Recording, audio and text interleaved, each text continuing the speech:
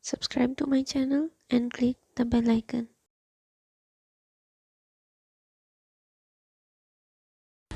Hello friends, I am Bushra Gul and today we are going to discuss about the restriction fragment length polymorphism RFLP that is widely used in the field of molecular biology, biotechnology and genetic analysis.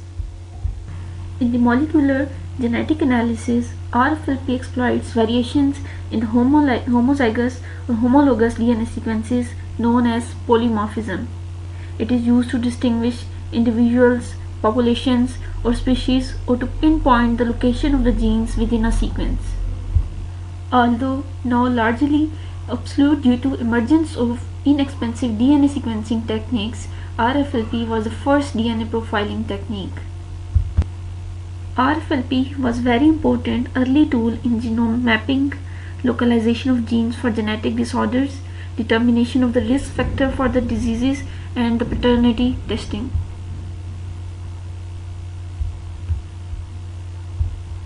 So we can say that the DNA sequence polymorphism, that is the variants of the DNA sequence, display different migration profiles. The migration profiles on the gel electrophoresis from wild type fragment patterns when the DNA is digested, with restriction fragments and separated by size using electrophoresis. As the name RFLP suggests, the technique involves the restriction digestion of the DNA by the restriction enzymes, that are the specific enzymes that cut the DNA sequence at their specific recognition sites, and after the digestion the DNA sequence is converted into the fragments, and the fragments are then run on the gel for identification of the specific size of a DNA fragment by the technique called gel electrophoresis. So for the identification of a specific mutation, or for segregation analysis, that is the pattern of inheritance of a disease among a generation, we can use the technique, and that is RFLP. It involves the conversion of the DNA into its fragments by the restriction digestion, followed by the specific restriction enzyme. So first of all, we need to isolate the DNA. We need to extract the DNA from the sample. The sample can be anything like blood. We extract the DNA from the blood, and then we do the PCR to amplify the DNA. We do the PCR to amplify or to increase the copy number of the DNA, and after that the amplified product, that is the PCR product, is digested with the restriction enzyme. So first step is the extraction of the DNA, and the next step is the PCR to amplify the DNA or the specific gene which we need to study, and the next step is the restriction digestion, and the last step, that is the gel electrophoresis. And after gel electrophoresis we do the analysis and compare the results with the normal or wild type phenotype or genotype. Starting with the very initial step, that is the collecting the blood sample from the patient and then extracting the DNA sample from it. So the DNA is extracted from the sample and then it is purified. The extracted DNA is then amplified using an amplification technique that is called PCR. The polymerase chain reaction increases the copy number of the specific gene product. Here we are discussing about study of a specific gene. We are studying a specific alteration of a gene, so we will use the PCR, that is the gene specific PCR. And so for this PCR we will use the specific primers, the primers that will amplify a specific region of a DNA. We all know that what is PCR. PCR amplifies the DNA sequence or a specific region of a DNA sequence by using primers that initiate the process. We know that DNA polymerase itself cannot initiate a replication of the DNA, so we need the primers to initiate it. So the reagents that are used in the PCR include the template DNA. The DNA which we are going to study is called the template DNA. The primers, two types of primers are used in the PCR, that is forward and reverse, so that the strand is read on both directions. Then we use the 4 nucleotides, adenine, guanine, cytosine and thymine, that are called DNTPs. And then we use magnesium chloride. We use magnesium chloride because the magnesium ion of the magnesium chloride acts as a cofactor for the working of the enzyme, that is Taq polymerase, that is used in the PCR. And then we use PCR buffer and PCR water. So these are the overall reagents that we need while doing the PCR. After the DNA is amplified or the copy number of a specific gene is increased, the amplified DNA is digested, that is it is converted into a fragment with a sensitive, that is methylation sensitive endonucleases. Endonucleases are the types of restriction enzyme that cuts the DNA within the DNA at a specific recognition site, that is called the restriction sites. Endonucleases digest the PCR product at specific restriction site, and this cutting is the characteristic of the restriction enzyme, that every enzyme has its own specific site which it recognizes and then digests. The process of digesting a specific DNA sequence using restriction enzymes is called restriction digestion. So by the extraction of the DNA followed by the PCR, the next step is the restriction digestion. The restriction enzyme binding to both strands of the DNA at specific restriction sites, as it is seen in the figure. The diagram shows the restriction enzyme and the DNA sequence. So the restriction enzyme binds to its specific target site, that is its recognition site or restriction site, and then binds to it and cuts it into its fragments. That is called the digestion of the DNA fragment. After the restriction digestion, the DNA is converted into its respective fragments. The fragments that are obtained after the digestion are of different sizes, are of different lengths, depending upon the location of the restriction site where the restriction enzyme cuts the DNA. Then the digested fragments of the DNA are run on the gel by the technique called gel electrophoresis. The digested DNA fragments are separated using gel electrophoresis, where the negatively charged DNA moves towards the positive electrode. The smallest piece travels the fastest. Now I will show you an online tool that is used for the analysis of the DNA sequence by using the RFLP technique. This tool is the NAP cutter. Here you can see that the maximum size of the output of this tool is 300 kbs. What we need to do, we just copy or choose a file of the DNA sequence that we need to analyze. For example, let's suppose I want to analyze this sequence of the DNA. I just copy it and paste into the NAP cutter. Let's suppose here the nucleotide A is under observation. The nucleotide which we need to analyze is this A nucleotide. I will just paste the sequence over here and then enter it.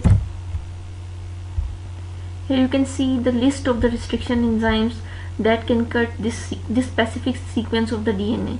So NAP cutter is used to check which restriction enzyme is present in the specific DNA sequence, or which restriction enzymes can digest this fragment of the DNA. The restriction enzymes that are shown here include PF1M1, MSC1, HINF1, PLE1, and so many others. Now I need to choose which restriction enzyme I should use in my restriction digestion experiment. I will select the area where I specifically need to focus by zooming in the DNA for this specific region. For example, I have chosen this area. After that, I will select the zoom in. Now you can see that the DNA fragment has become smaller, and I'm moving towards more specific restriction enzyme which I can use in my experiment.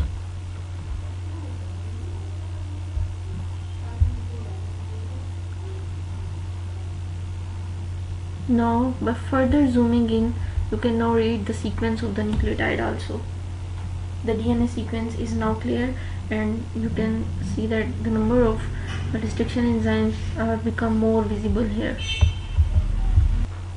The next thing which I should keep in mind while selecting the restriction enzyme which I will use is that how many restriction sites of that enzyme is present in that given DNA sequence. For example, if you see here MSJP1, MSJP1, MSJP1, MSJP1, there are so many cut sites of MSJP1 are present there.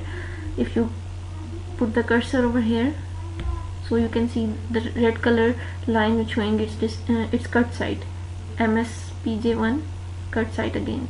So while moving the cursor on different enzymes, the point of digestion of each of the restriction enzymes like BSTN1 will cut the CCAGGT region, the APAL1 will cut the GTGCAC region, the FOC1 will cut the CATCC region. So the restriction enzyme which I will choose should have as minimum cut sites as possible, so that it cannot hinder our analysis.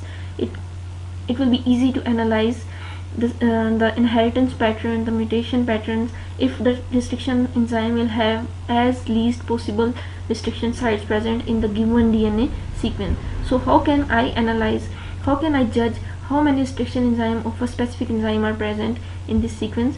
For this I will go to the custom digest. Here is the custom digest. After you select the custom digest, you can see the list of the enzymes over here. These are the enzymes which were shown in the last window. And what is the importance of the list? It is showing the enzyme name, specificity, that is region where it will cut, and the cuts, how many cuts it will create.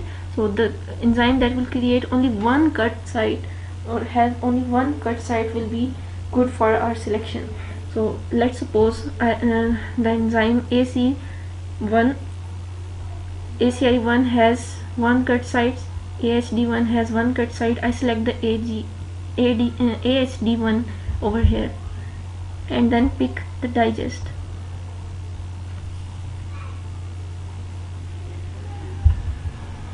Now only the AHD1 cut site is visible. After that, I would like to see the gel, how this cut will create the sequence and how the fragment will look like on the gel, and what will be the size of the fragment after the digestion. In order to view the gel, I will click on the view gel. You can see the gel after the custom digest using AHD1 restriction enzyme. See, after the digestion, the fragments of the DNA are converted into the DNA is converted into two fragments, and you can see the size of the fragment, the left end 441 base pairs and the right end, that is 626 base pairs. So two fragments are created, and for analysis of this DNA on the gel we need to use 0.7% gel.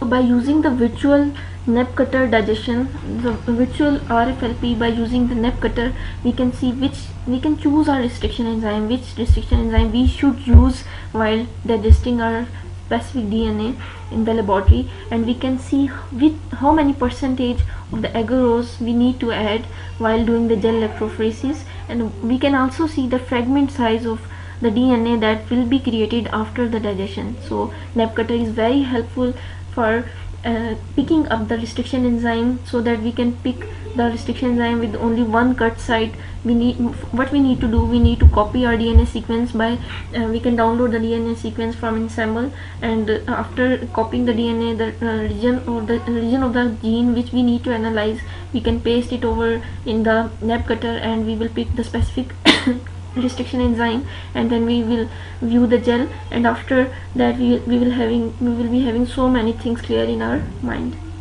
The last thing is how we analyze the data when the DNA fragments after the digestion are run on gel electrophoresis. For that, we need to compare the DNA sequences of the wild type individual with the patient and with the parents, that is father and mother.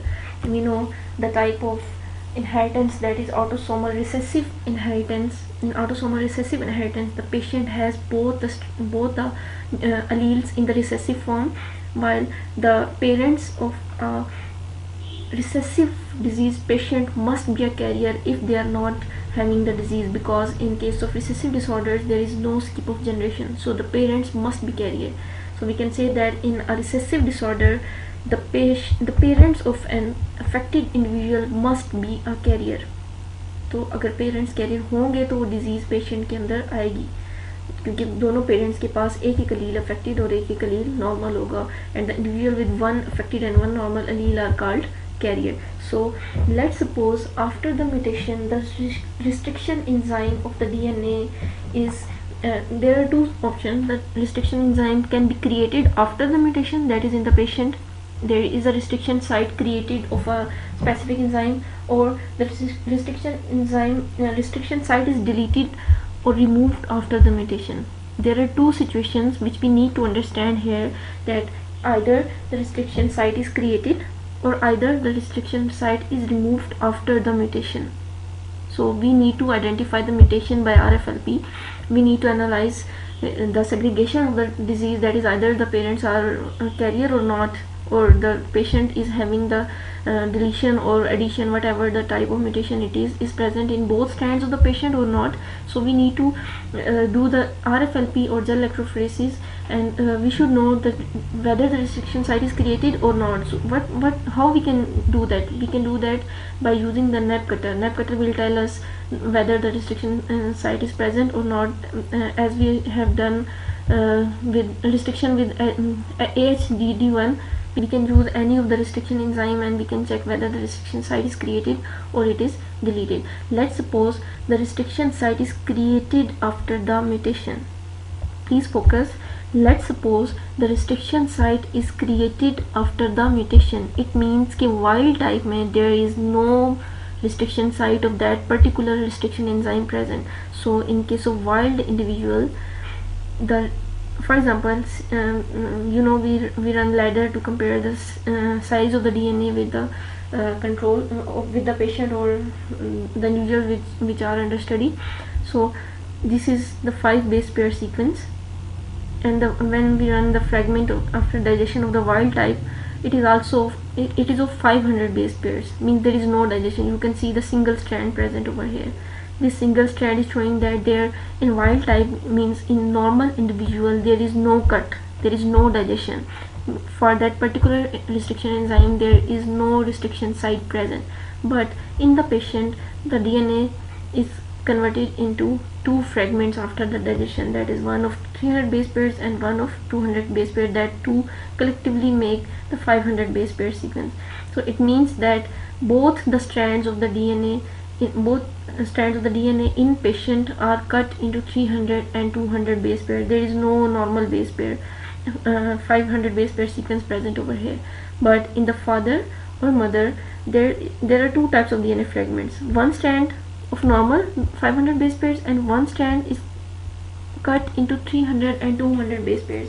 This shows that the parents are heterozygous, they are carrier. Heterozygous means one strand is normal and one strand is effective. You can see that one strand is behaving like the normal wild strand, and one strand that is cut into 2 pieces is behaving like the DNA sequence of the patient. This depicts that the DNA sequence of the patient has created after the mutation a restriction site. That restriction site results in cutting of the DNA strand. But when we cut the DNA of the parents with the same restriction site, their one strand is normal. It means they were the carrier. One strand of the parents were normal, and one strand was just like the mutation created in the patient. But why these parents didn't show any phenotype of the disease? Because they were having one normal strand that can compensate the biochemical aspects of the phenotype. It do not show any phenotypic effect, it do not show any disease in its phenotype, but it is carrying a disease with it. It is carrying one strand that is passed on to the patient, one strand from father and one strand from mother. If both of these affected strands are inherited by the person become ill, or it acquires the disease. So by studying the RFLP, we can study the segregation analysis of the disease. What is the segregation? How the disease is running in a family. So by looking at this electrophoresis diagram, this gel, we can see that the parents were the carrier and the patient is affected because it has inherited both affected alleles, one from father and one from mother. So this is the type of autosomal recessive inheritance. So we can study the specific type of recessive inheritance and the inheritance patterns by using the RFLP technique. So we discussed here that if the mutation site is created, restriction site is created after the mutation, then the parent would have the both the two phenotypes of the genetic. But let's suppose there is a case when after the mutation the restriction site is removed. After the mutation the restriction site is removed. What will happen when we will digest the DNA of the wild type of individual? We will digest the DNA of the patient, and we will digest the DNA of the parents, that is father and the mother.